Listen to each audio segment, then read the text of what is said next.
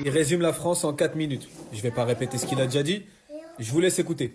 Pour ma part, j'ai quitté la France depuis près d'un an et je me suis jamais senti aussi bien de ma vie. C'est un pays qui est censé être parmi les plus puissants du monde, mais qui présente les mêmes problèmes que ceux du tiers-monde. L'insécurité est à son paroxysme et n'allez pas dire que c'est de la faute des étrangers. J'ai vécu dans un tas de pays qui accueillaient une tonne d'étrangers et j'ai jamais vu ces problèmes d'insécurité nulle part. Non, non, non, c'est une question de gestion. Vous n'êtes juste pas compétent. Personne n'a peur de la police, la justice, elle pue sa mère. Tu te fais voler ton iPhone, on trouve jamais le voleur. Si on le trouve, il aura rien. Un pédo, ça prend 6 mois, oui, oui.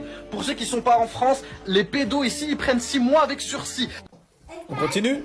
On continue. La dépression, elle est très présente chez les jeunes, ce qui est problématique pour l'un des pays les plus développés du monde. Le pouvoir d'achat est éclaté au sol, 80% de la population touche entre 1003 et 1005, juste de quoi survivre. Disons qu'être salarié en France, c'est pas la meilleure chose, mais être entrepreneur, ça ne l'est pas non plus. Entre l'URSSAF, les charges sociales, les impôts, tout ça, il te reste quasiment plus rien quand t'es entrepreneur. Et tu te demandes où va ton argent parce que tu te sens même pas en sécurité. C'est la chose la plus importante de base. Le niveau scolaire est au plus bas, mais bon, tant que les filles mettent pas de robe, ça passe. La mentalité française est reconnue et surreconnue dans le monde entier comme étant une mentalité qui pue sa mère, et ne croyez pas que c'est un cliché. Vous en avez assez ou on continue?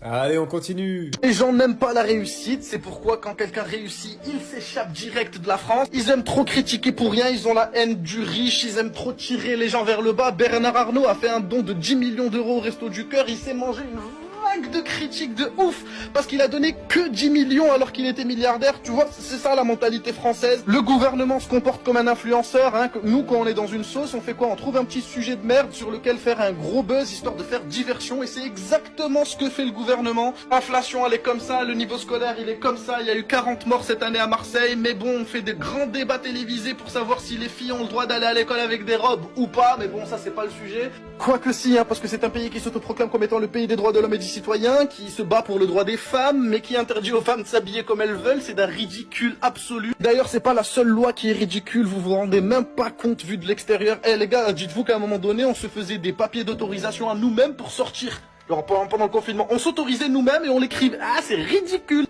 Je pense qu'on est pas mal là. Encore un peu? Allez, encore un peu. Tu rentres chez quelqu'un, tu changes la serrure, ça devient chez toi, va. Le ridicule, vous savez même pas, les gars.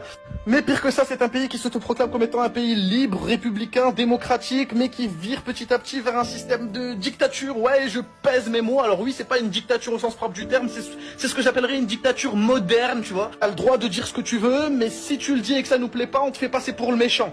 On te met une pression sociale de gueudin, tu as vu, au point où si tu penses pas comme les autres, tu te sens bizarre. En gros, tu vas fermer ta gueule, bah si. Exemple concret, il y a une dizaine d'années, le mariage pour tous n'était pas autorisé en France. Maintenant, il l'est, mais aujourd'hui, si tu dis que tu es contre le mariage pour tous, tu te fais insulter, t'es un homophobe, t'as pas d'âme, t'es contre les libertés. Pourtant, c'est un avis que tu donnes, c'est d'ailleurs un avis avec lequel tout le monde était d'accord il y a 10 ans, mais attention, maintenant on n'est pas d'accord avec toi, donc tu vas la fermer. Un conflit israélo-palestinien, les manifestations pour la Palestine sont interdites en France. Waouh, liberté d'expression. Eh, si tu sors le drapeau de la Palestine, tu te prends 135 € d'amende. T'as déjà vu ça dans un pays libre? De toute façon, j'ai même pas besoin de donner d'exemple, juste le 49.3, il va à l'encontre de tous les principes démocratiques qui puissent exister. Genre en mode, on est dans un pays démocratique, on vote les lois, etc. Par contre, si on a envie de faire passer une loi et qu'on sait que personne ne va être d'accord avec toi, hop, 49.3, boum, on enfonce la porte, ça passe. Pendant que la jeunesse a l'un des niveaux scolaires les plus bas du monde, pendant que les Français ne parlent pas anglais, ne sont pas bons en maths, on va apprendre aux jeunes de 7-8 ans comment faire... Comment t'as capté de quoi je parle? C'est un pays qui est ouvertement xénophobe, ouvertement islamophobe. Il y a une femme, elle a fait de la garde à vue parce qu'elle a dit salam alaikum à des ouvriers dans son bloc. Salam alaikum, traduction littérale, que la paix soit sur vous. Elle aurait dit good morning, wallah, qu'elle serait pas finie en garde à vue. La vie de ma mère, elle aurait pas fini en garde à vue. Ça, c'est la preuve que... C'est surtout un pays où une grande partie de la population ne vit pas à sa faim, ne se sent pas à l'aise, et où une grande partie de sa population a envie de quitter le pays. D'ailleurs, confirmé, regardez. Allez, bonne journée à tous.